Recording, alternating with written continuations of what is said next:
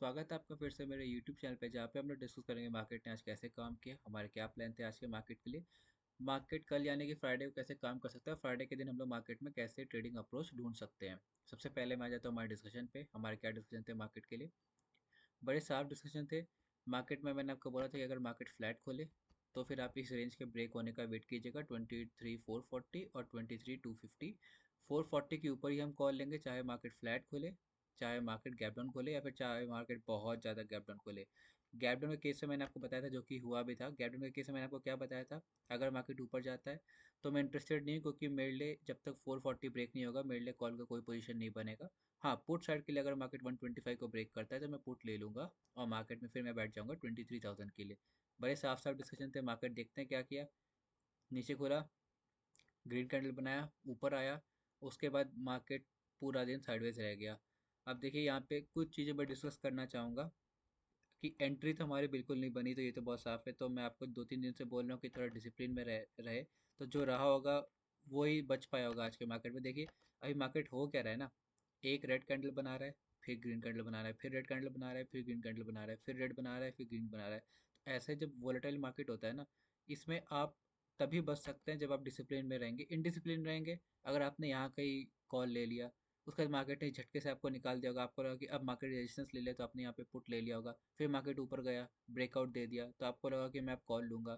फिर मार्केट नीचे आके पूरा दिन टाइम पास किया होगा। इसलिए मार्केट में कोई भी जब कॉल या पुट लेना तो एक लॉजिक होना चाहिए। वो लॉजिक होता क्या है आपको मैं एक बार दिखा देता हूँ 15 के टाइम फ्रेम पे, कि हम लोग जब बोलते हैं ना कि कोई लेवल के ब्रेक होने पे ट्रेड लीजिए, उसके पीछे कारण क्या होता है।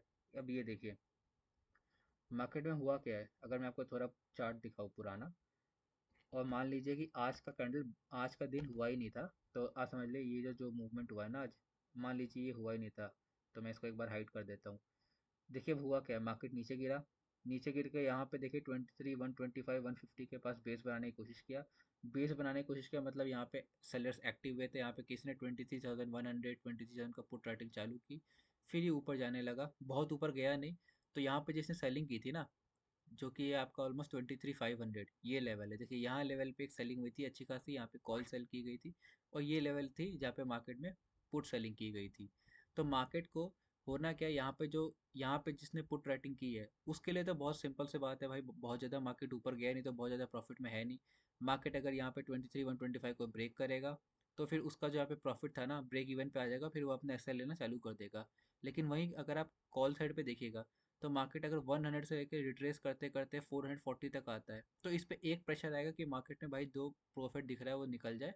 हालांकि हो सकता है कि यहाँ आने के बाद भी आपको मार्केट थोड़ा स्लो एंड स्टडी ऊपर जाते हुए दिखे, और जब तक मार्केट 600 को ब्रेक नहीं करेगा ना, इसको बहुत दिक्कत नहीं होगी, क्योंकि इसने बहुत हाई प्रीमियम पे सेल किया था। अगर यहाँ पे मान लीजिए 200 प्रीमियम था 23,500 का जब यहाँ पे सेलिंग हुई थी, तो अगर मार्केट 600 पे भी आ भी जाता है तो इसका प्रीमियम क्या रहेगा, ऑलमोस्ट रहेगा आपका क्लोज टू 100, क्योंकि इसने 500 पे सेल की थी, अभी 100 चल रहा है।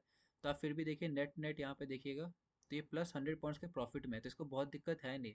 इसलिए बोल रहा हूँ कि अगर कोई प्रॉफिट का ध्यान रखते हुए यहाँ का एसएल ले सकता है, वरना जो असली एसएल मिलेंगे आपको वो इसके ऊपर ही मिलेंगे। इसलिए हमारे लॉजिक थे कि मार्केट में भाई यहाँ पे सेलर है, यहाँ पे सेलर है, यहाँ जब तक ब्रेक नहीं होता या फिर यहाँ जब तक ब्रेक नहीं होता कोई ट्रेड नहीं लेना है। एक्सपायरी के दिन तो आपको और ध्यान में रखना है, क्योंकि एक्सपायरी के दिन प्रीमियम बहुत ज़्यादा कम होता है और टेक्निकल से ज़्यादा ऑप्शंस काम करते हैं, ऑप्शन चेन काम करते हैं। तो हमारा कोई खास पोजीशन बना नहीं। आज के दिन हम लोग बिल्कुल डिसिप्लिन रहे होंगे और उम्मीद करता हूँ किसी ने पोजीशन बनाया नहीं होगा। अब बहुत लोग को ये एक डाउट हो रहा है कि मार्केट में टैरिफ का अनाउंसमेंट हुआ, बहुत पॉजिटिव था नहीं। हर जगह मार्केट आप ग्लोबली देखेंगे तो 3 से 4% डाउन थे। तो फिर ऐसे केस में हमारा मार्केट पॉजिटिव क्यों रहा। तो इसका बहुत सिंपल इन्फॉर्मेशन मैं आपको आगे बताऊंगा कि इतना ग्लोबल मार्केट जब नेगेटिव है तो हमारा मार्केट पॉजिटिव क्यों रहा और बिल्कुल गिरावट क्यों नहीं दी। गैप डाउन तो खुला लेकिन तुरंत रिकवर क्यों कर गया, तो इसके पीछे का जो लॉजिक है वो आपको मैं बताऊंगा आगे। और ये बिल्कुल डेटा रिलेटेड है कि कैसे डेटा बता रहा था कि मार्केट में जो बड़े प्लेयर्स है वो बुलिश पोजीशन बनाए रखे थे। लेकिन पहले हम लोग वन डे टाइम फ्रेम पे आ जाते हैं। वन डे टाइम फ्रेम में हम लोग डिस्कस करेंगे कि मार्केट का स्ट्रक्चर कैसा बन रहा है। मार्केट का स्ट्रक्चर देखिए तो मैं लेवल्स को हाइड कर देता हूँ, और यहाँ पे देखिए बहुत सिंपल सा भी केस है। एक रेंज में मार्केट फंसा हुआ है, मैंने आपको कल भी बताया था, आज भी रिपीट कर देता हूँ। ऊपर की तरफ है भाई 23,400, नीचे की तरफ है 23,100। ये 300 पॉइंट का रेंज है। इसका जब तक मार्केट ब्रेक नहीं करता आपको कोई ट्रेड नहीं मिलेगा। 300 पॉइंट का रेंज है, तीन ब्रेक करने पे 300 पॉइंट आराम से मिलेंगे। 23,100 ब्रेक करेगा तो आपको 22,800 तक आराम से टारगेट मिलेगा। 23,400 यहाँ पे ब्रेक करेगा तो आपको 23,700 आराम से टारगेट मिलेगा। ये है वन डे टाइम फ्रेम पे, तो मार्केट को एक रेंज ब्रेक करने दीजिए। दूसरा, अगर आप देखिएगा मार्केट कर क्या रहा है, यहाँ पे ग्रीन कैंडल तो बना रहा है, लेकिन हो क्या रहा है, इस दोनों ग्रीन कैंडल में मार्केट हुआ क्या, मार्केट गैप डाउन खोला और उसके बाद रिकवर करके यहाँ पे ग्रीन में क्लोजिंग दिया। तो आपको लग रहा हो कि मार्केट में बहुत पॉजिटिव बात है कि मार्केट नीचे खुल रहा है, पर फिर भी बियर्स मार्केट को नीचे लेके नहीं जा पा रहे, लेकिन ऊपर क्लोजिंग पॉजिटिव हो रही है। लेकिन ऐसे मार्केट को नहीं देखा जाता है। इसका असली लॉजिक क्या होता है, देखिए मार्केट खुल नीचे रहा है, इसका मतलब मार्केट का सेंटीमेंट क्या है, नेगेटिव है। बुल्स आ रहे हैं, मार्केट को ऊपर लेके जा रहे हैं, लेकिन अगर आप मार्केट का क्लोजिंग देखिएगा, क्लोजिंग का हो रहा है, ये देखिए पिछला वाला क्लोजिंग हुआ था यहाँ के ओपनिंग के बिल्कुल सामने या बिल्कुल थोड़ा नीचे, मतलब पिछले दिन का ओपनिंग प्राइस को यहाँ पे बुल्स तोड़ नहीं पाए थे। अगले दिन क्या हुआ, मार्केट देखिए कहाँ गया। अगर मैं आपको दिखाऊं, जो सेकंड कैंडल बनाएगा यहाँ पे ग्रीन आज का, इसका जो हाई था पिछले दिन का, आप कह सकते हैं बिल्कुल क्लोजिंग था, वहां से फिर मार्केट रेजिस्टेंस लेके यहाँ की क्लोजिंग फिर नीचे दिया है। तो हो क्या रहा है, मार्केट में ओपनिंग नेगेटिव हो रही है, मार्केट ऊपर जा रहा है, तो पर ऐसा नहीं है कि किसी रेंज को ब्रेक कर रहा है। अगर मार्केट ने एक दिन इतना बड़ा कैंडल बनाया तो अगले दिन इतना बड़ा कैंडल बना रहा है, अगले दिन इतना बड़ा कैंडल बना रहा है, मतलब धीरे धीरे जो बुल्स है वो अपना पावर लूज कर रहे हैं। और इसका बहुत अच्छा एग्जांपल जो है मैं आपको दिखाना चाहूँगा। ये चीज़ आपको हेल्प करेगी कि मार्केट में लोगों को लग रहा हो कि बुलिश है, लेकिन ऐसा नहीं होता। जब बुलिश होती है मार्केट या फिर बियरिश होती है, तो मार्केट देखिए जब बुलिश होती है ना, तो देखिए थोड़ा यहाँ पे ब्रेक किया और फिर ऊपर जाने लगी। यहाँ पे जब रेड कैंडल बन रहे थे ना, उसका देखिए यहाँ पे देखिए ग्रीन कैंडल कैसा बन रहा था, नीचे खुल के ऊपर आया, उसके बाद रेड कैंडल बना, लेकिन इसमें यहाँ पे विक बन गया। उसके बाद देखिए यहाँ पे देखिए मार्केट ने ऊपर क्लोजिंग दी, फिर मार्केट कंटिन्यूसली ऊपर चलते गया।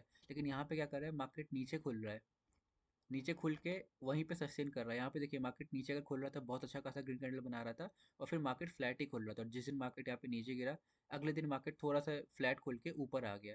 यहाँ पे हो क्या रहा है, मार्केट में नेगेटिव खुल रहा है, नेगेटिव खुल के ग्रीन कैंडल तो बना रहा है, लेकिन पिछला वाला अगले से छोटा है और नीचे क्लोजिंग दे रहा है। तो ये बहुत पॉजिटिव साइन होता नहीं है। आपको मैं तुरंत एक एग्जांपल दे देता हूँ, बहुत वीडियो में लंबा करूंगा नहीं। ये अगर आप अगस्त में जाके देखिएगा, मार्केट में बिल्कुल अपोजिट केस था, जहाँ जैसे यहाँ पे ग्रीन कैंडल बन रहे थे, मार्केट नीचे खुल रहा था, यहाँ पे हो क्या रहा था, सेलिंग आई, एक तुरंत सेलिंग आई। अब मार्केट में ये रेंज देखिए, इस रेंज को ऑब्जर्व कीजिए, हो क्या रहा है, मार्केट गैप अप खुल रहा है, नीचे आ रहा है।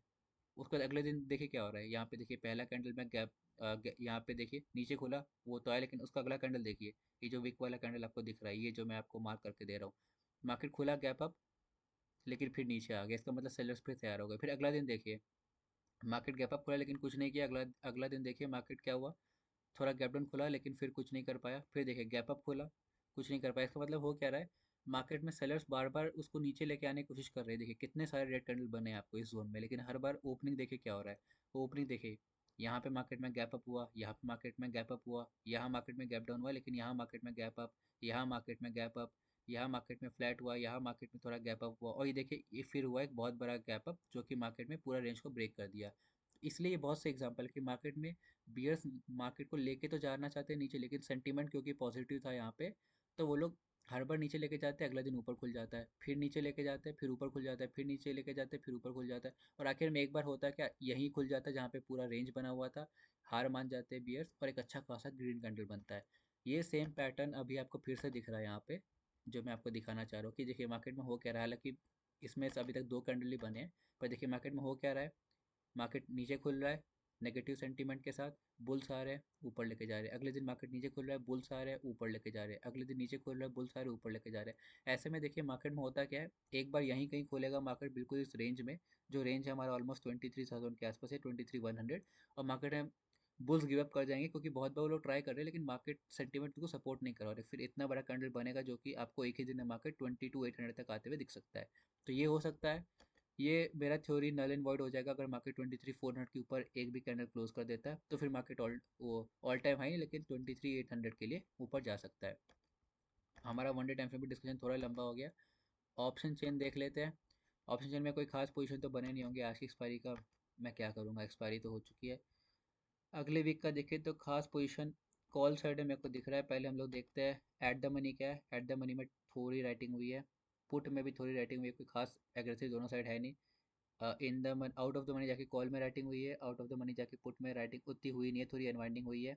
इन द मनी तो राइटिंग कॉल में होनी है, इन द मनी पुट में भी राइटिंग होनी है। मेरे को देखना है कि राइटिंग असली में हुई कहाँ है एग्रेसिव। पहले तो मेरे को ये समझ में आया कि पुट में थोड़े लोग एग्रेसिव है, दिखा रहा है मार्केट में कि पुट वालों को थोड़ा, सॉरी, कॉल वालों को थोड़ा ज़्यादा बिलीव है कि मार्केट गिर सकता है एज़ कम्पेयर टू पुट वाले, जो कि यहाँ पे अनवाइंडिंग की है। अच्छा खासा पोजीशन देखिए पुट साइड में जो मेरे को दिखाई दे रहा है वो है 23,200, उसके बाद दिखाई दे रहा है 23,000, उसके बाद कोई खास है नहीं। कॉल में देखिए यहाँ पे मेरे को दिखाई दे रहा है 23,300 पे ही, उसके बाद मेरे को दिख रहा है 23,500 और बीच में 23,400 भी आ रहा है। तो ये मेरे को समझ में आ रहा है कि 23,300 एक अच्छा लेवल है। इसके ब्रेक डाउन पे ही आपको कुछ, या दोनों तरफ जिस तरफ भी ब्रेक करेगा तो ही आपको कुछ मूवमेंट दिखेगा, लेकिन बहुत हमको अंडरस्टैंडिंग मिल नहीं रही है। पुट में जो राइटिंग है वो बहुत इन द मनी, तो कोई बहुत ज़्यादा कॉन्फिडेंट है नहीं। कॉल साइड लेकिन थोड़ा लोगों ने एग्रेसिव जाके राइटिंग की है, तो अगर मार्केट थोड़ा गैप डाउन खुलता है तो मैं जो बोल रहा था ना, प्रेशर यहाँ पे कॉल राइटर्स यहाँ पे देंगे, और जिसके कारण यहाँ पे जो राइटर्स है ना, इनके इन्वर्निंग कारण आपको नीचे का मूवमेंट देखने को मिल सकता है। ये तो हो गया ऑप्शन चेन का डिस्कशन कि मार्केट में अगर मार्केट गैप डाउन खुलता है थोड़ा प्रेशर तो आएगा। मेन जो डेटा की बात मैं कर रहा था कि डेटा बात क्या बता रहा था, अगर आप ऐसे देखिएगा जो मैंने आपको कल दिखाया था, आपको कुछ पता नहीं चलेगा क्योंकि हर जगह इनडिसाइसिव इनडिसाइसिव इनडिसाइसिव दिख रहा है तीनों में। लेकिन अगर मैं ऑप्शंस खोल के दिखाऊं आपको, ये कल का डेटा है, आज का नहीं, तो देखिए आपको मार्केट में दिख क्या रहा है। बहुत साफ साफ पिक्चर दिख रहा है। एफ आई आईज क्या थे? एफ आई आईज थे बुलिश। प्रोस क्या थे? प्रोस थे बुलिश। तो बियरिश कौन था? सिर्फ क्लाइंट था। इसका क्या मतलब था?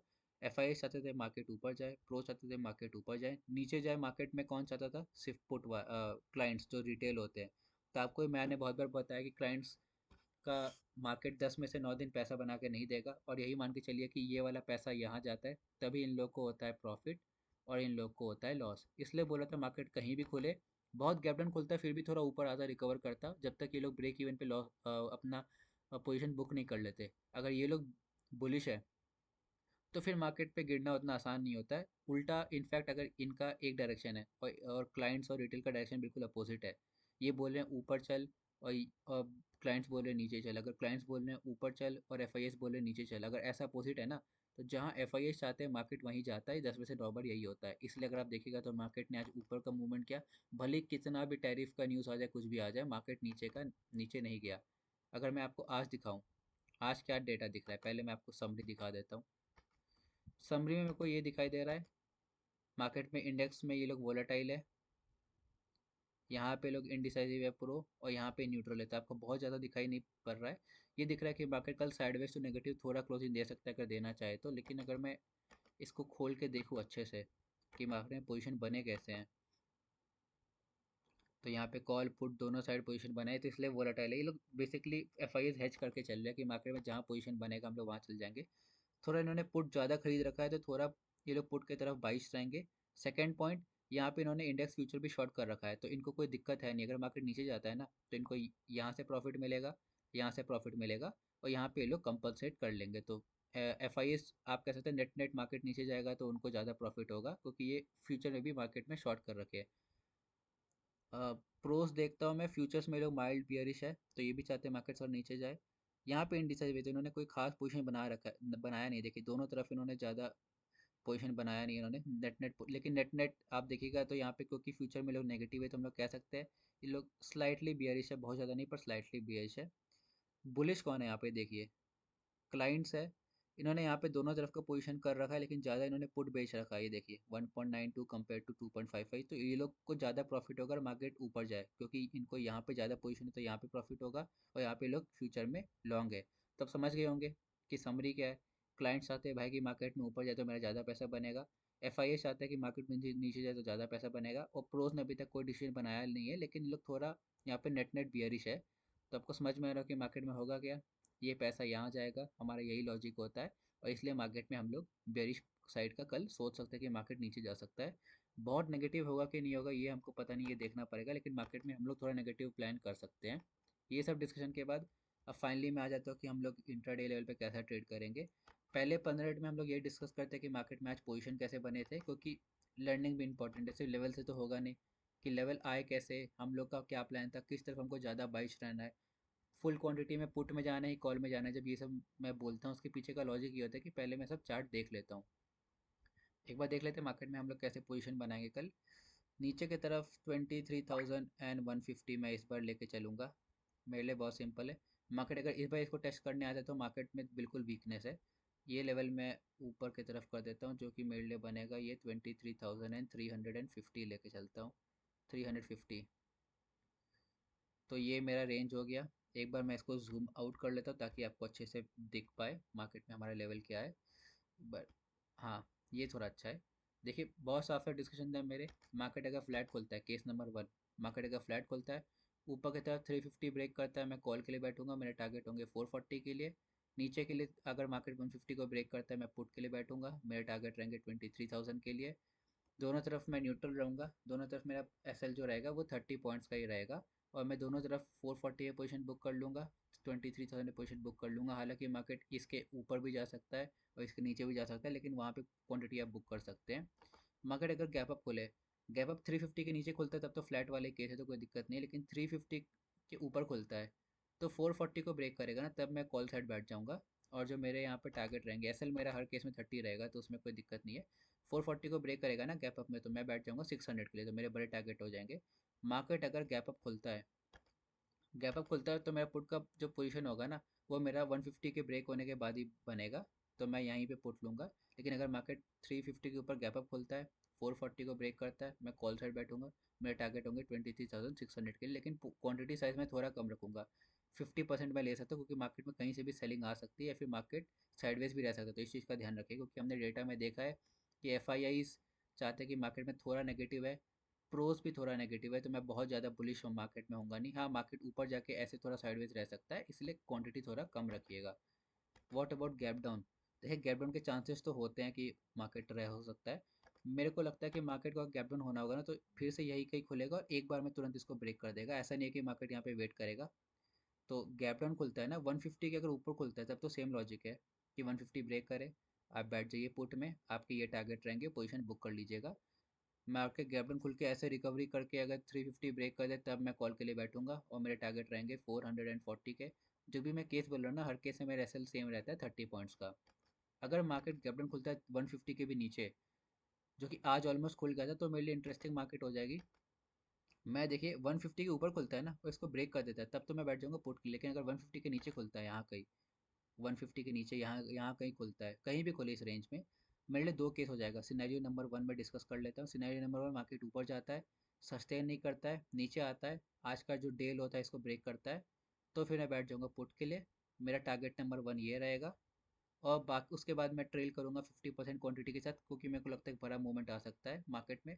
तो ये मैं यहाँ पे 50% बुक करके, ये मेरा रहेगा टारगेट नंबर टू, जो कि है मेरा 22,800।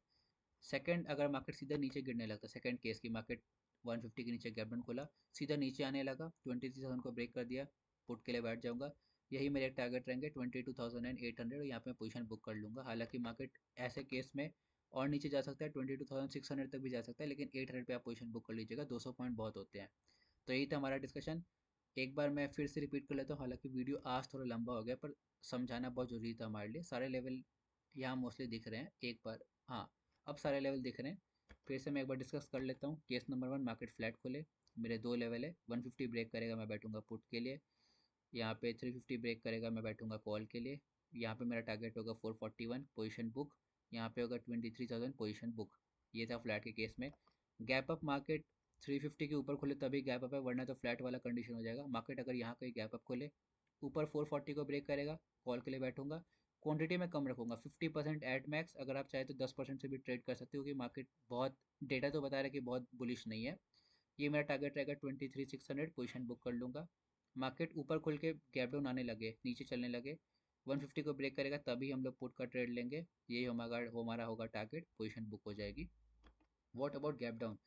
गैप डाउन अगर देखिए, अगर 150 के ऊपर खुलता है तब तो कोई मतलब नहीं है, सेम लॉजिक है। लेकिन अगर 150 के नीचे खुलता है, इस रेंज में 150 से लेकर 23,000, इस रेंज में अगर मार्केट कहीं गैप डाउन खुलता है, ऊपर जाता है, केस नंबर वन, और फिर डे लो ब्रेक करता है, मैं बैठ जाऊंगा पुट के लिए।